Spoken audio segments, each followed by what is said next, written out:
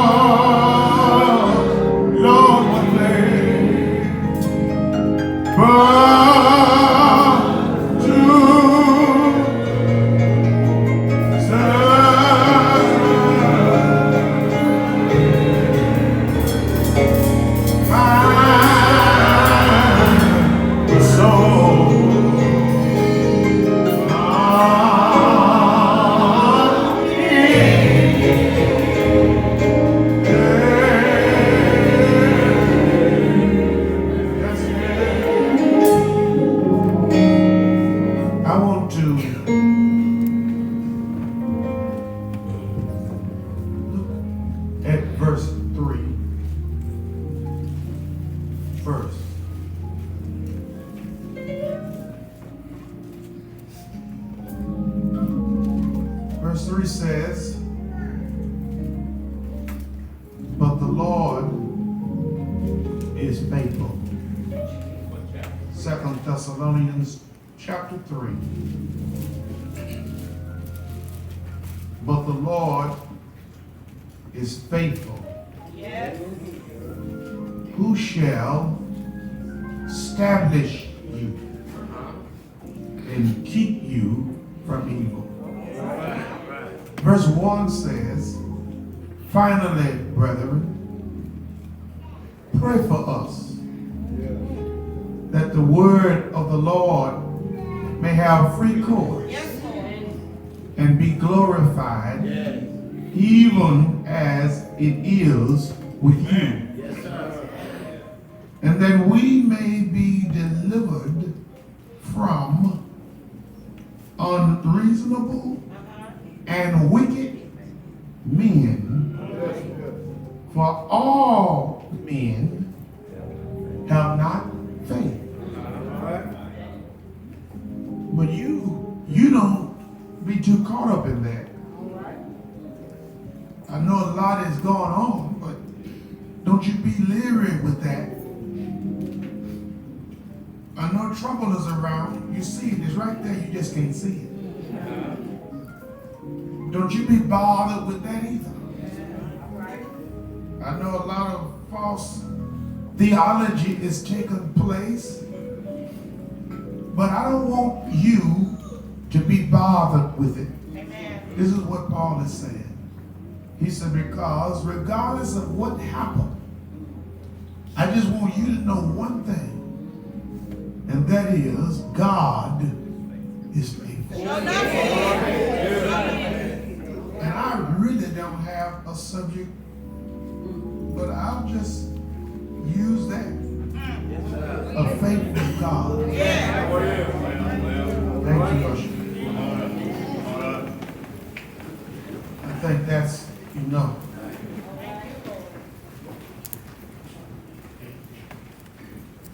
Let me begin by saying, Tony Evans said it, and I quote it: the essence of false religion is a Christian being involved in religious activity while being void of spiritual intimacy. It is exemplified by a person having a ritual of religion without a relationship with God.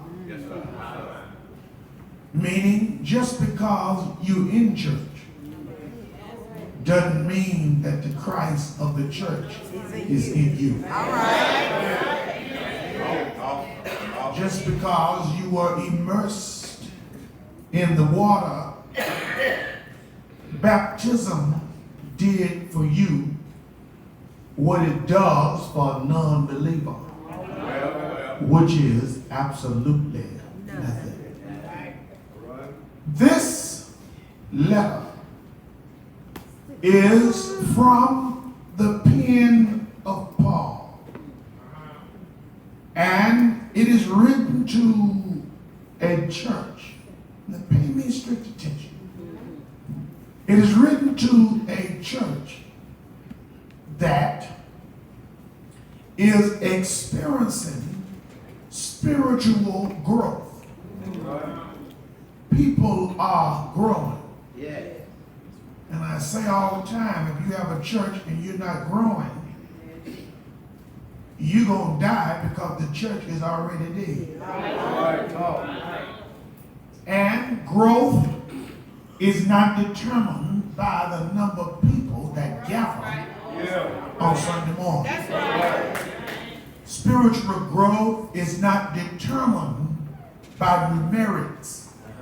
Spiritual growth cannot even be distinguished from the vernacular of humanity, because one cannot see spiritual growth as one would see physical growth. Spiritual growth is determined in more ways than what one sees with his or her eyes.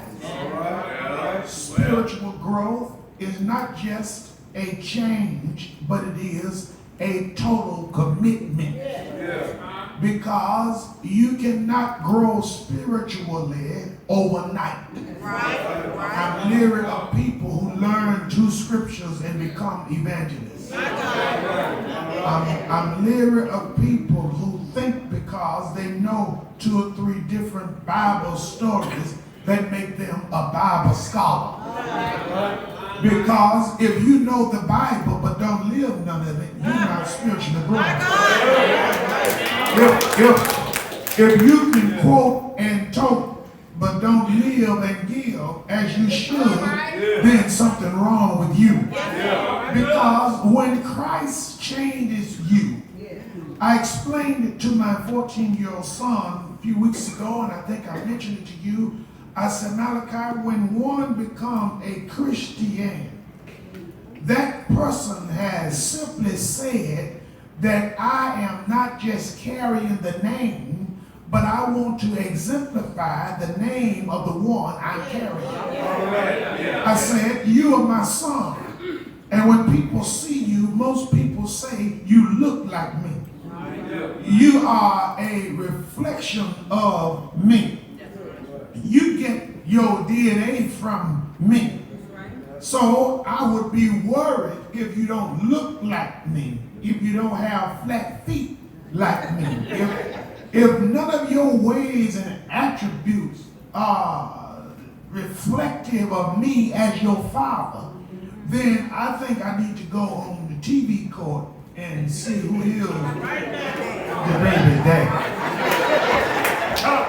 And I'm trying to figure out in the Christian spiritual realm who is some of y'all daddy.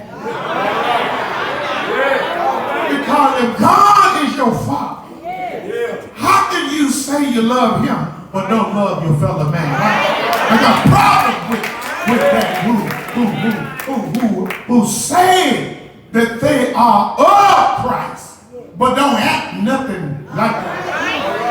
I got a problem with you if you've been married with the same person 40 years. They dead or dying and you still mad. I got an issue with you because when you are growing spiritually, one thing Christ does for a person who is growing spiritually, he don't just change what you say, he changes what you do.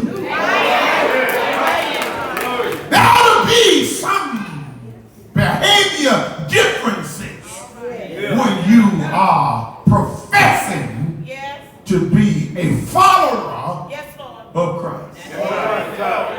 And so this church is experiencing, if I'm boring, you can go sleep. I got this for today. This church is experiencing some growth. Experiencing some growth, according to chapter 1, verse 3. It's a giving church. It's a loving church. It's an active church. It's a growing church. And it's a reaching out church. However, although it's a going and a growing and a reaching, there is also one other thing in this church. And can I tell you what it is? Yes. Trouble is in this church. Yes, sir. What trouble? You just told us they were grown. You really just told us they were glowing. And then you really said they're going. If they're going and glowing and growing, how can they have trouble? My Lord.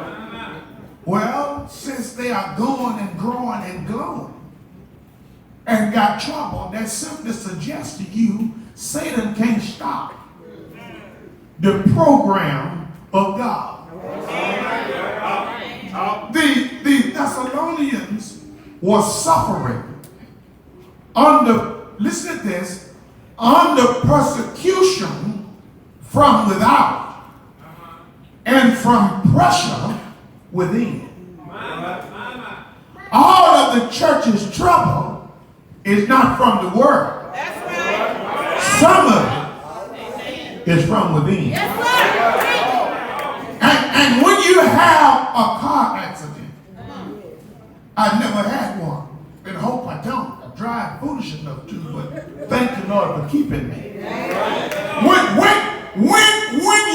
have an accident or when something is going on, the doctors will check you. Because on the outside, you have no broken bones. You can wave your hand, you can raise your leg, and things appear to be good. But they'll come out and say, we got to roll you in for casket. Because we want to check for internal bleeding. The persecution from without didn't do as much damage as the persecution from within. Whenever you see a church falling apart, it ain't what's without that is damaged it. It's what's within that is damaged it. So, sound like today, the 21st century church facing the same issue. Persecution from without and pressure from within. And here's what's going on. The pagans of this day wanted to destroy the church. Satan don't like the church. This is vital that you would not assume that everybody who gather are together.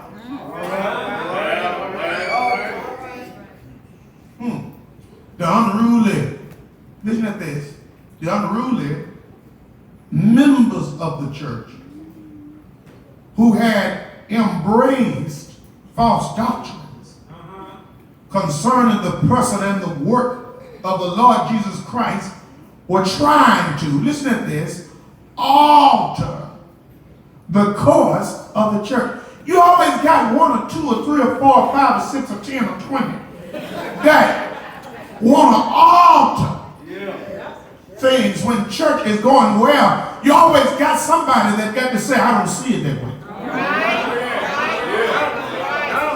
And really, if God is in it, you got to stop trying to see everything because something you can't see. I can't see a black cow eating green grass and having white milk and yellow butter. I can't see it, but it happened.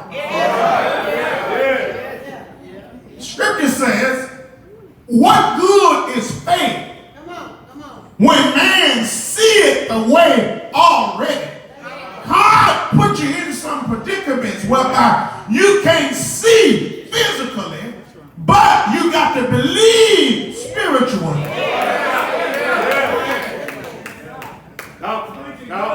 Let me say this to you. Many people can't understand that because we suffer from spiritual immaturity. That's why you have people who still come to church after the Lord and heal their bodies. They have the audacity to say, sound ignorant too, I love to go to church to hear the choir. You ain't saved by no choir singing. Matter of fact, you could have a church without choir. You can't. Thank God that we have a choir. You got a pretty good one, especially when they're in the songwriting. But thank God for them. But let me say this to you. You can have church without choir. If you can't have church without choir, that means you never have it at home. All right. Someone once said this, because what's going on in this church at Thessalonica, they are believing in it and everything. And somebody once said this, I don't know who said it, but it was said, faith never means gullibility. That's right. That's right. That's right. The man who believes everything is as far from God as the man who refuses to believe anything. So faith never means gullibility. That's why people are always so quick to come to you as a Christian, and when you don't do what they want to do, they tell you, I thought you was a Christian. People try to use you when they come. I have to tell you, I thought you was a preacher. I said, well, I'm just as much as a preacher before I met you as I will be when I never talk to you again. Faith never means gullibility. You can be nice without letting people use you. And that's why I made mention, I said I got to make some changes to the benevolent committee because it seemed like it is becoming a gullibility committee. Meaning I come and you give and I leave and I come back when I need some more from you. That's gullibility. And seemed to me if somebody slapped you once, it's their fault. But if somebody keeps slapping you, you need to be slapped. And I think I'm tired of being slapped.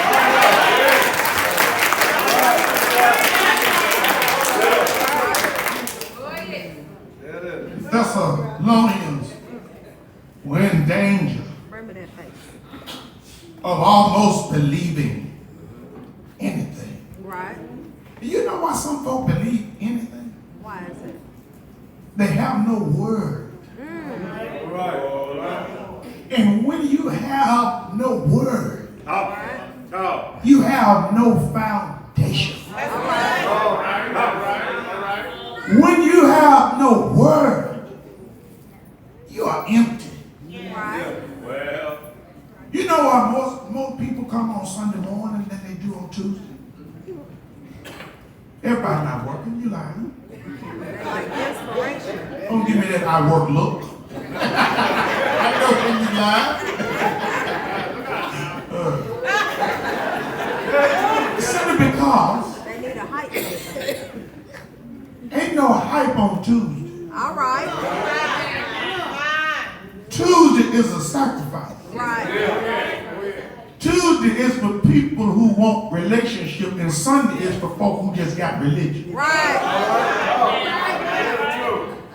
Because if you make every excuse not to be taught, you make yourself useful for spiritual immaturity to set in. Because faith cometh by hearing, and hearing by the word of God. And if you're not coming to Bible class, or even if you are coming, that still doesn't take away from the fact that you ought to have Bible class at home. All right. That's why some of you can sit there on Sunday morning when the word is going forth, because this is Chinese to you.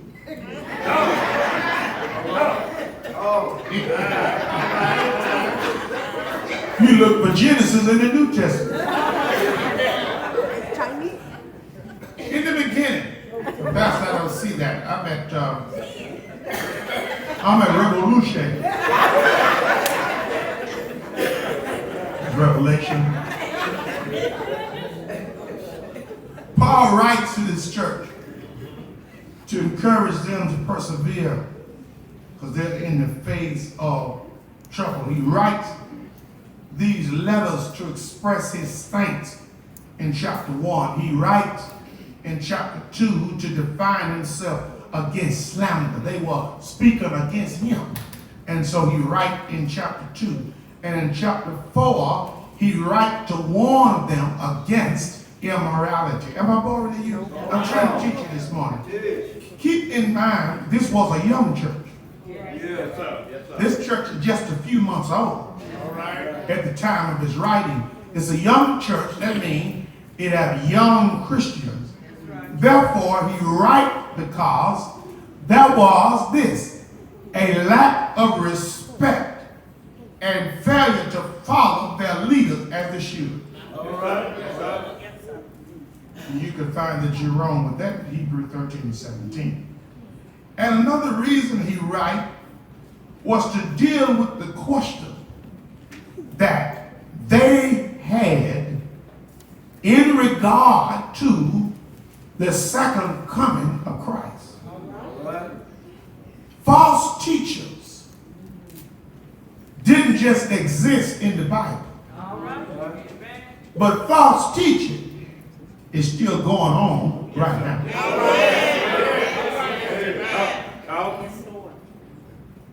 This new day, I can do what I want to do because I'm grown. Amen. I come to church just as I am, Right. thinking that it means clothes. That's wrong. Tell you what really getting on my nerve. I got to go and see. Sorry, cousins. Some of y'all too grown Amen. and been with Jesus, you say, too long to be as you are.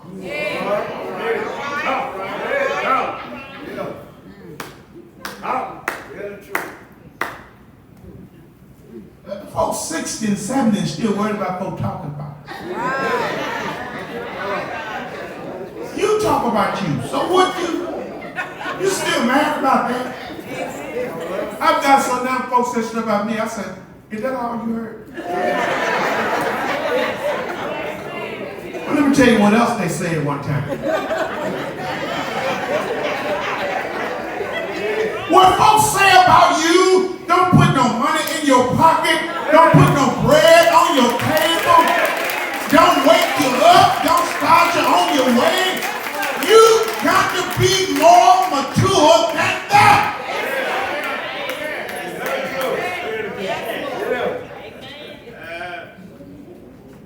Paul says you got to deal with folks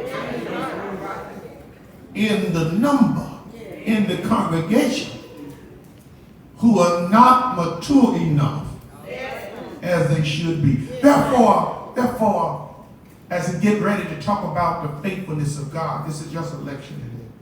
As we get ready to talk about the faithfulness of God, the Apostle Paul, he writes his final chapter to them.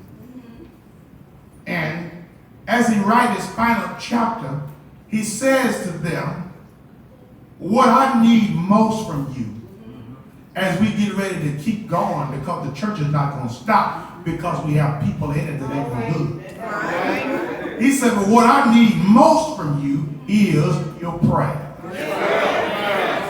And let me tell you what's missing today is prayer. You know, what we have dismissed is really what we need to bring back. We let one woman take prayer out of school, and ever since then they've been shooting in school, they've been shooting at the teachers, they've been doing all this old foolish stuff, because I don't care where you go in life, you cannot avoid the power and the presence of God. And if you're going to invoke his presence, you got to start it by praying.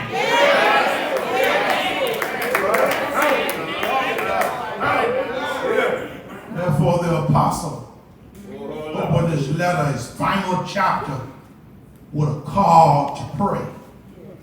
You know, we got some praying going on. But we got the wrong praying.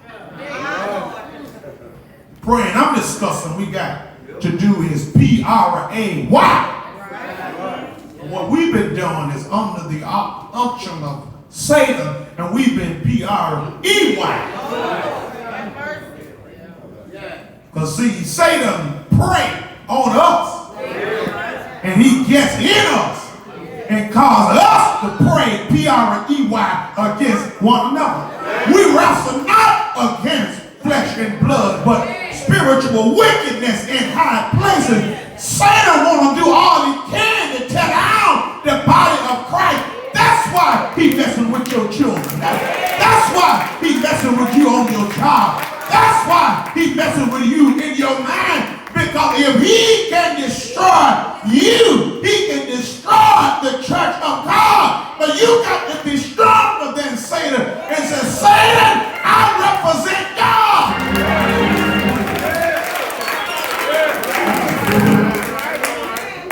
Verse 1 and 2, there's a request for prayer. He requests for prayer from the Thessalonians. He requests for prayer. Verse 2, he asks for prayer that he would be delivered from wicked and evil men. Now, here's what he's saying. See, when God delivers you, now you pay me strict attention. All right. He may deliver you, but leave you in it.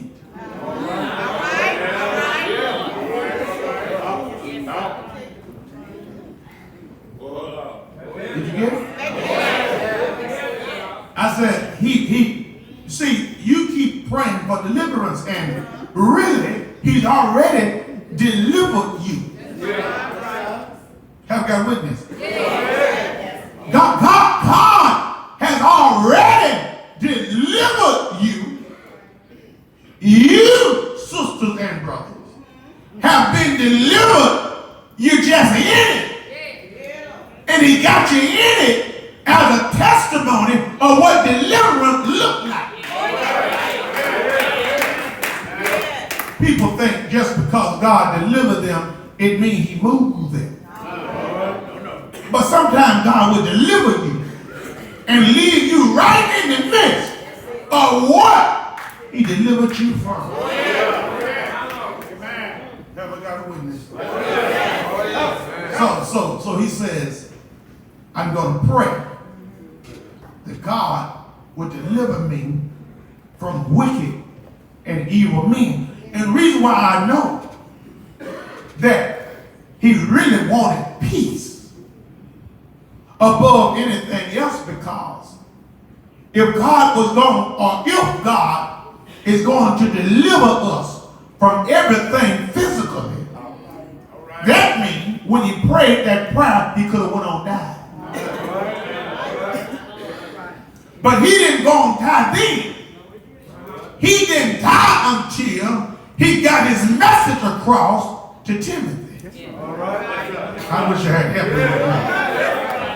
After he gave word to Timothy, then he was headed for Nero's chopping block. But before now, he's saying, I want God to deliver me. He really says, I want him to deliver us.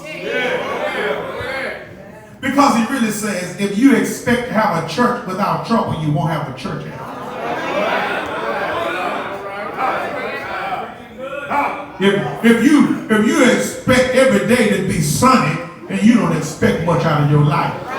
If you expect no rain, you don't expect much out of your life. Look, Jesus says, in this life you will have trial and tribulation, but be of good cheer, because you have overcome the world. Meaning, if I'm with you, I'm more than the world against you.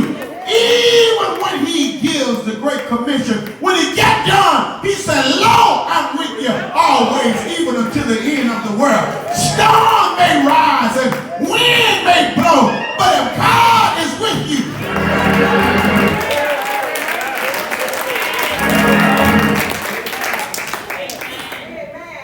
he prays for God's message. Because Paul's desire was that the gospel of Jesus is spreading everywhere. Why Pastor teaching this sermon this morning? Because I want you to grow up in God. We have too many people reaching for steaks but still sucking on bottles. And the Apostle Paul said, I would that you would eat meat. He really said, I want you to eat something better, but your system ain't ready to digest what you're trying to digest. That's why some of y'all praying the wrong prayer. Stop praying for a house and you ain't thankful for what you have right now. Stop praying for something new when you don't thank God for what you have. That's all. Stop praying for new shoes when you're not grateful for what you already have. Be thankful for what you already have. And when you are thankful over a few things, God will make you ruler over them. Be grateful where you are.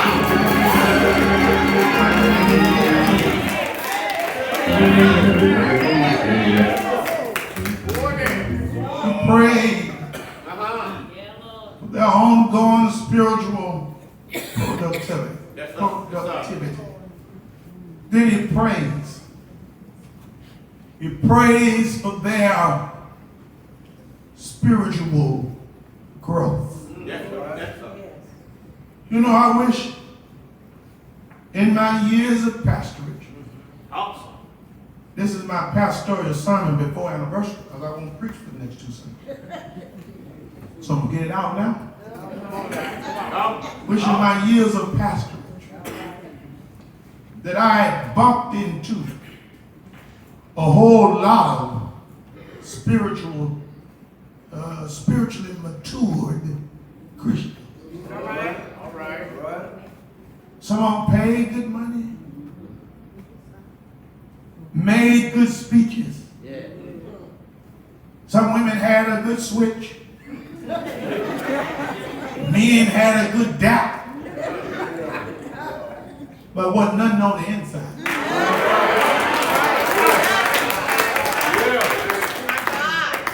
And it shows when nothing is on the inside. But I bumped into some. Come on. Didn't have much of nothing. But they were faithful. Used ills and ain't. And used the word kibble for cover. But deep down in their heart they had Jesus.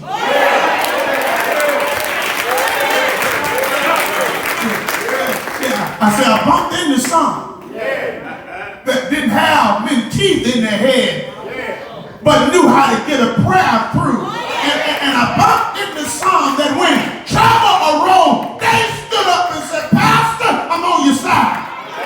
But some who do a whole lot of talking, they don't mean you no good. They just talk just to be seen. But spiritually matured people, they do less talking but more praying. Prayer will get you through. And Paul knew prayer will get you through.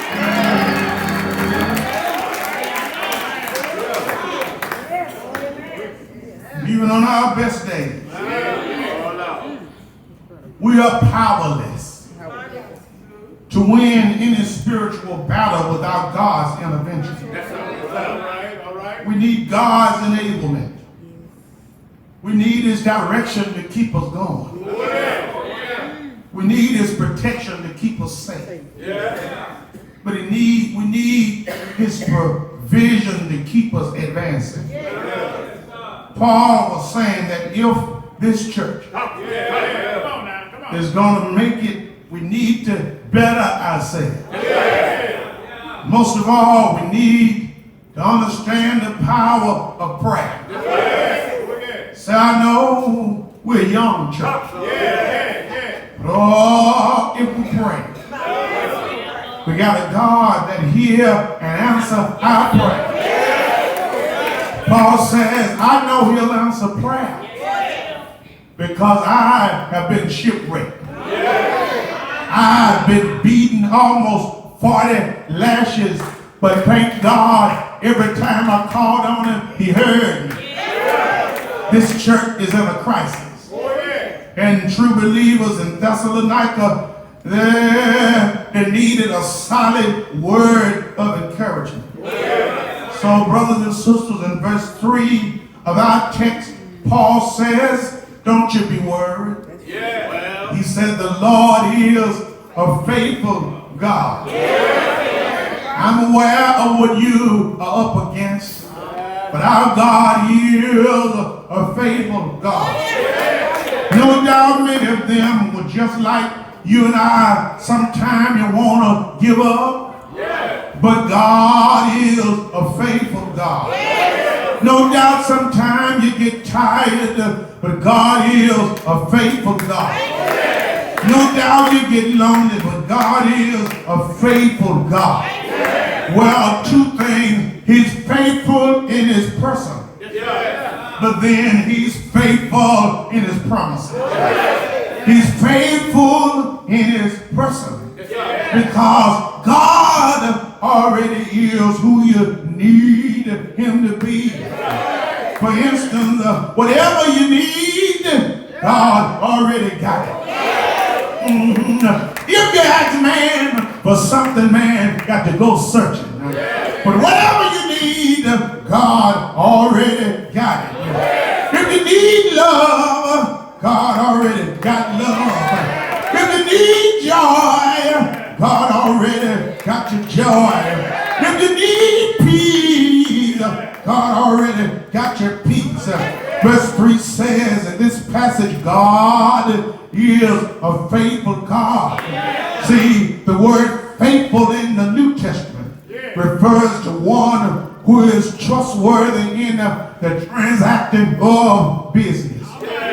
Well, he is faithful, Paul says, because every time you need him to transact some business, he already get the job done. He's faithful to keep us until the very end. I know sometimes it get real dark and the way get real dreary. But I've seen people walk out.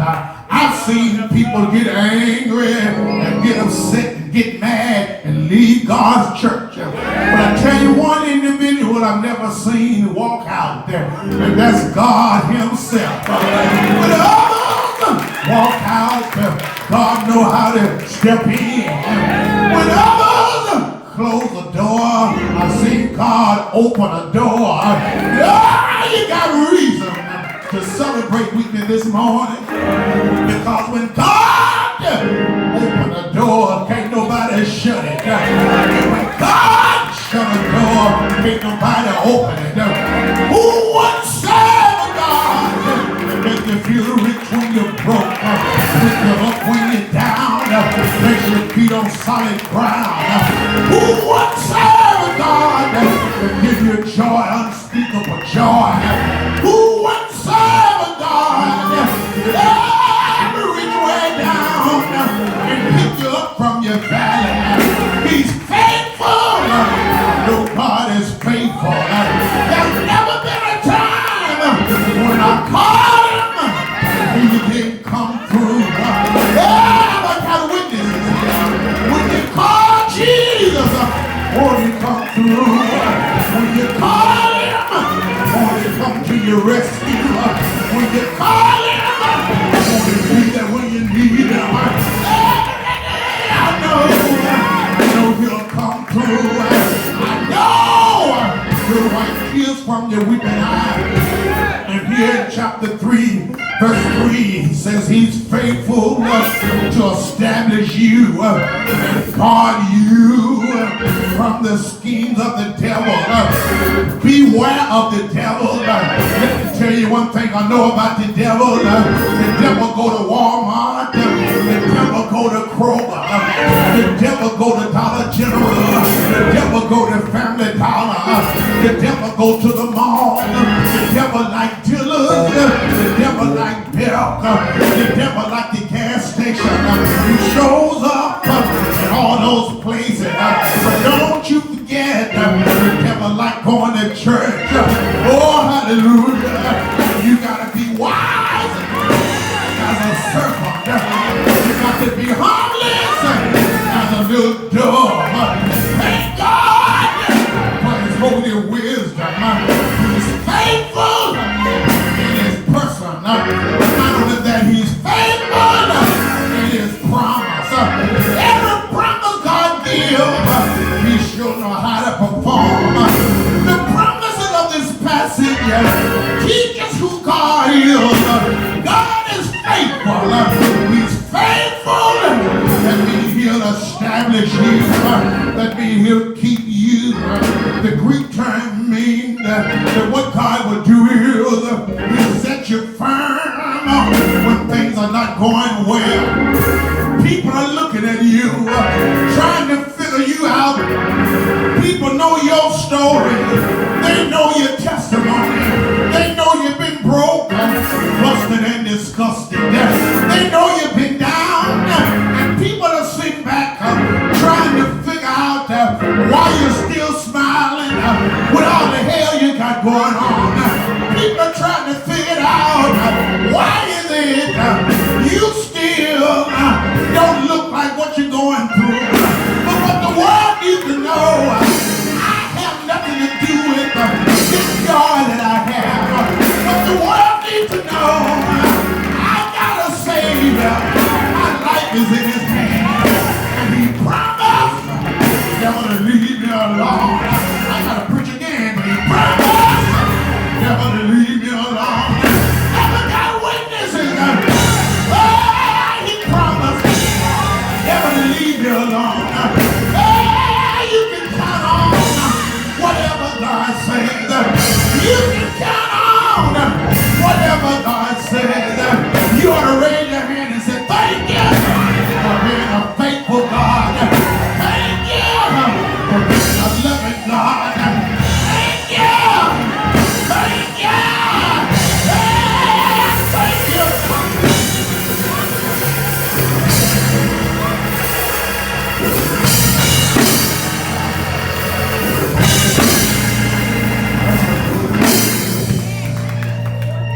Lord is faithful. He's faithful in his person. He's faithful in his promise. No matter what go on, sisters and brothers, we can find rest in the fact that we have a God when all else and all others fail us. We have a God who stands right with us. Every trial, every battle, he sees us through. This church was growing, going and glowing, but it had some stuff. And every now and then you're going to have some stuff. Even in your life, you're going to have some stuff. Not warranted, but you're going to have some stuff. But one thing it ought to do is keep you relying on the reality of the faithfulness of the Almighty God.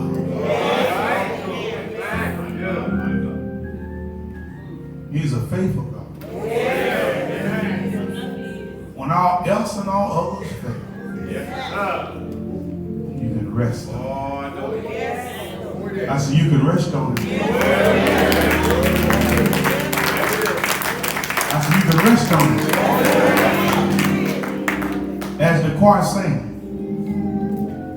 if you're here today and you don't have a place to call home, or if you need a cover, will you come? While the blood is running warm in your veins, while the blood is running